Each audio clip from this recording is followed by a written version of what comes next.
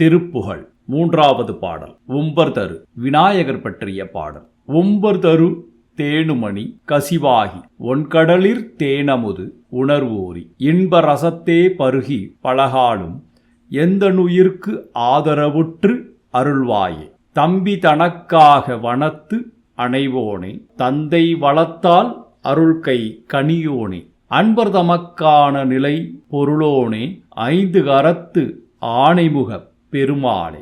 உம்பர்தரு தேனுமணி பாடலின் விளக்கம். தேவர்களின் கற்பகமரம், காமதேனு என்னும் தேவலோக பசு ஆகியவற்றின் பயனாக கிடைக்கும் மணியின் சாராகவும், ஒளிபொருந்திய பார்க்கடலில் கிடைத்த தேவாமிர்தத்தின் சுவையாகவும் என் உணர்வில் ஊறி நிற்பவனே, அந்த இன்ப ரசமாகிய உனது அருளை நான் மீண்டும் மீண்டும் பருகி மகிழவும் எனது உயிருக்கு என்றும் நீயே ஆதாரமாக இருந்து கருணை புரிவாயாக. தன் தம்பி முருகனுக்காக வள்ளி திருமணத்தில் யானை வடிவில் கானகம் சென்றவனே, தன் தந்தை சிவபெருமான் கையில் ஞானப்பழமாக அமர்ந்து அருள்புரிந்த கனி போன்றவனே, மெய்யன்பர்களுக்கு நிலையான பேரின்ப பொருளாக விளங்குபவனே, ஐந்து திருக்கரங்களையும் யானை முகத்தையும் உடைய பெருமானே, எனக்கு அருள்வாயாக அருள்வாயாக அருள்வாயாக.